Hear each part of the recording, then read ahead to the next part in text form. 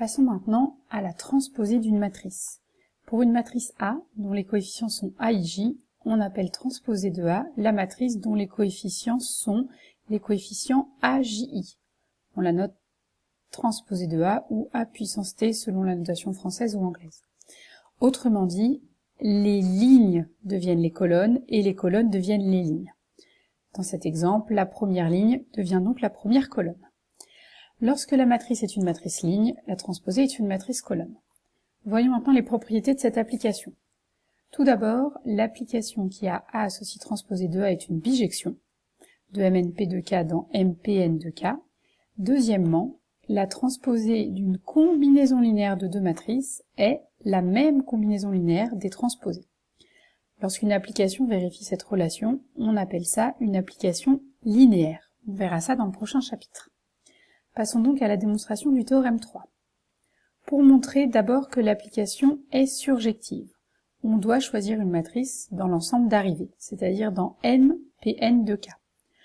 Pour lui fabriquer un antécédent, on prend la matrice B dont les lignes et les colonnes ont été inversées.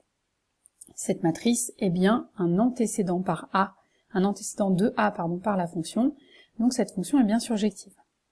Pour injective maintenant, on prend deux matrices de MNP de K, donc là vous changez, il y a une erreur, telle que la transposée de A soit égale à la transposée de B. Autrement dit, AJI est égal à BJI pour tous les couples JI. Ce qui revient bien, quitte à échanger le rôle du I et du J, à AIJ égale BJI. Donc A est égal à B, et la fonction est bien injective de MNP de K dans MPN de K.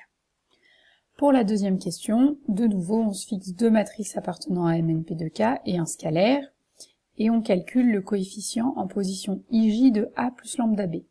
C'est donc le coefficient de A plus lambda fois le coefficient de B en position IJ. Donc, le coefficient en position JI est égal au coefficient de A en JI plus le coefficient de B en position JI. On retrouve donc bien que la transposée de A plus lambda B est égale à la transposée de A plus lambda la transposée de B.